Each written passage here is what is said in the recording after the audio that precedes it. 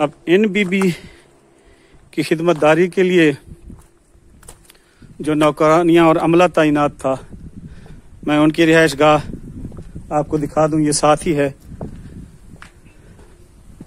ये देखें, ये उन नौकरानियों के लिए बनाई गई रिहाइश गाह है। ये इस रिहाइश गाह में दाखिले के लिए ये सामने से 2 दरवाजे हैं, फिर बरामदा भी है। तो इस रिहाइश गाह की बनावट ये सामने से मुलाहिजा फरमाएं।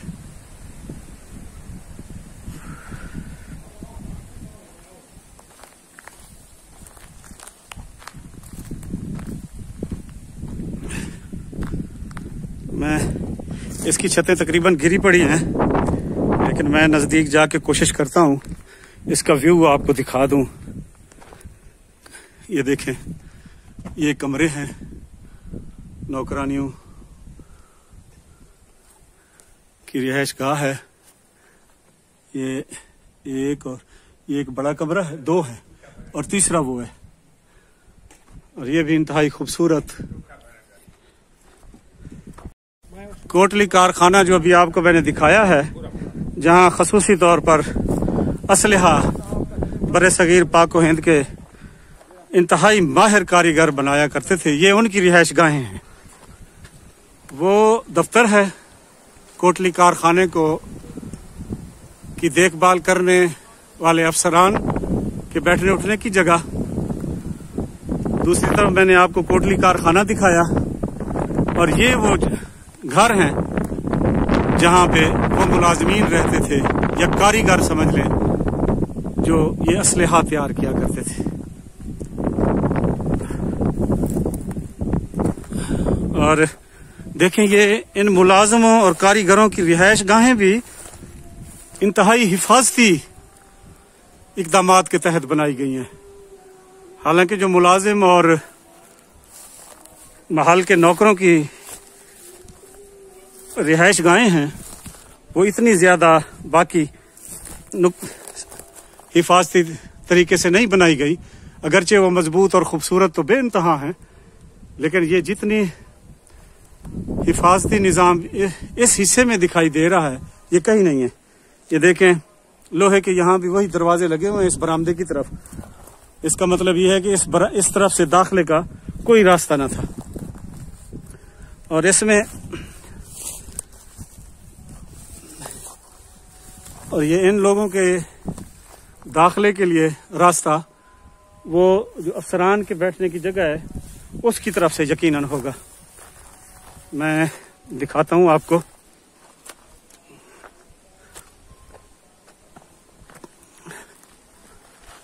ये क्योंकि इस तरफ से तो ये बंद है, तो यकीनन इन रिहाइश गांवों में आने जाने का कोई ना कोई रास्ता तो जरूर होगा। ये इस तरफ से भी बंद है, और ये मस्जिद के साथ वो परली तरफ फिर जो गेट है, और ये इन रिहाइश गांवों का परली तरफ जो हवेली सी बनी हुई है, उधर से फिर इनके दाखिले का रास्ता है। यानी इस तरफ से इनका मुकम्मल इन कारीगरों का, यहाँ काम करने वाले लोगों का राब्ता किसी से नहीं है। और ये देखें, इनमें इन रिहाइश गांवों में भी लगी हुई खिड़कियों पर लोहे की जालियां लगी हुई हैं। ये देखें,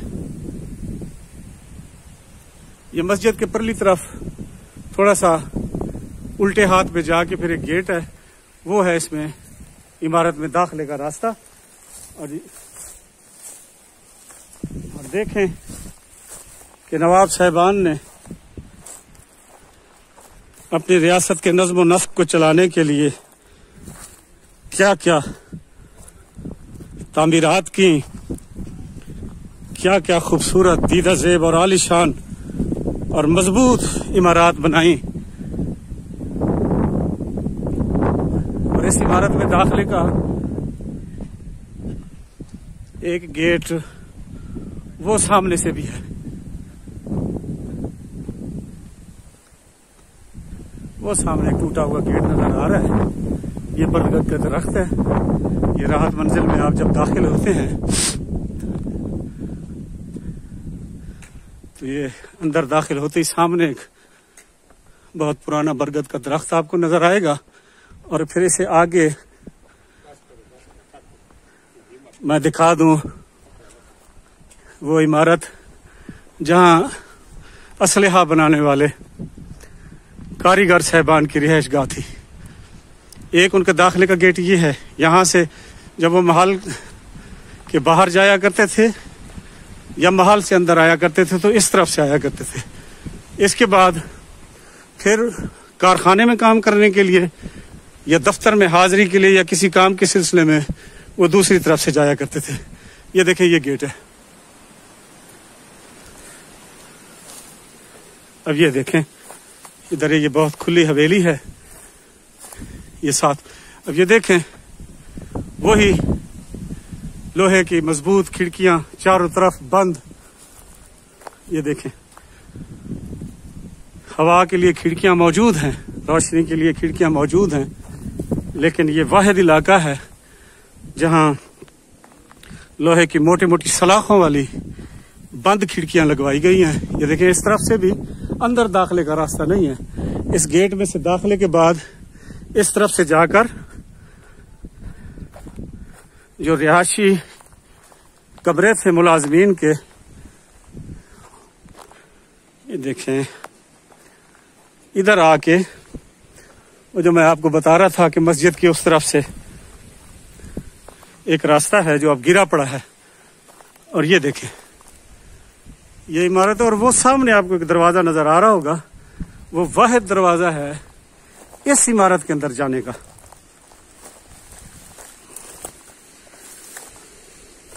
ये देखें वो सामने, और कोई भी अंदर खिड़कियां, ये आगे कांटों वाली झाड़ियां बहुत हैं। काश कोई थोड़ा सा रास्ता होता तो मैं ये इमारत आपको अंदर से भी दिखाता, लेकिन मुश्किल, बहुत सख्त कांटे वाली हैं। ये ना होवे जो पैर चिलीज पवन तो वाल खाटते डट्ठे पे हूं। ये देखें ये इस तरफ भी एक गेट था, वो जो मैंने आपको बताया कि मस्जिद की उस तरफ से आकर इधर दाखिले का। और यहाँ भी एक जो बुर्जी नुमा, यकीनन यहाँ गार्ड बैठते होंगे, लेकिन इस इमारत के अंदर जाने का ये वाहिद दरवाजा ये है। तो हिफाजती इक़दामात के तहत आप मुलाहजा फरमाएं कि ये रियासत का नज़्म व नस्क जब चल रहा होगा और यहाँ काम होता होगा तो किस कदर सख्ती और हुक्मरानी होगी कानून की, कि यहाँ वो कहते हैं ना जी चिड़िया चिड़ी पार नहीं मार सकती, वो दौर था। अल्लाह पाक आपको सलामत रखे।